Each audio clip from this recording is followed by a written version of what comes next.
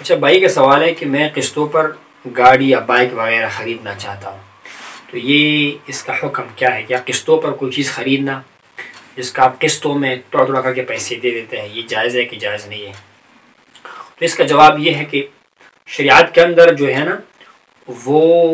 ادھار کے لیے کچھ شرائط ہے، اور اس میں بڑی چیز یہ ہے کہ اس میں سود شامل نہ ہو جائے۔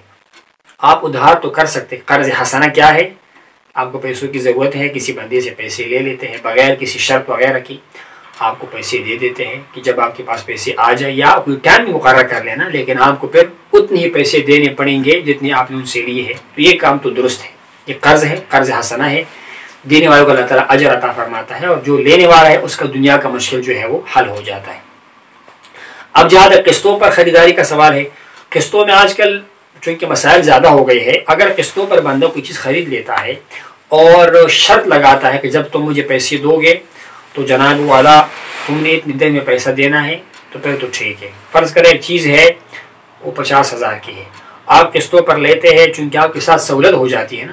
اس کی قیمت وہ بڑھا سکتا ہے، 70,000 80,000 پر لے جا سکتا ہے، لیکن شرط کیا ہے کہ اس کے بارے میں قیمت متعین ہوگا، یعنی آپ کو کہا جائے گا کہ آپ نے 2 مہینوں میں قرض دینا ہے مثال کے طور پر، اور ہر مہینے آپ نے کتنا دینا ہے؟ اتنا دینا ہے، یہ ان کو بتانا ہوگا، قیمت متعین ہوگی، اس کے علاوہ جو ہے وہ مدت متعین ہوگی، اتنی دیر میں آپ نے جو ہے وہ بائک کی یا گاڑی کے پیسے دینے ہیں، اس میں رقم متعین ہوگی کتنے پیسے آپ نے دینے ہیں، اور اس میں جو ہے وہ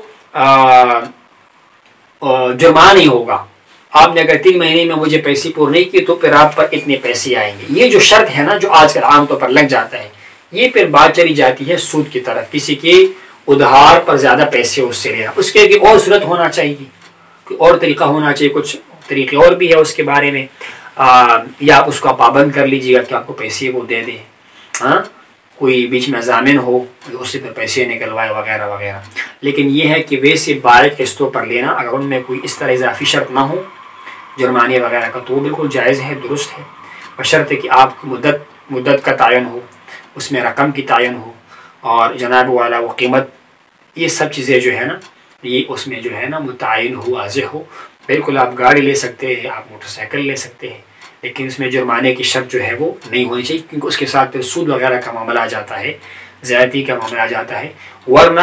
اس طریقے کے ساتھ جو ہے نا بائک وغیرہ قسطوں پر لینا یہ بالکل درست ہے اور جائز ہے۔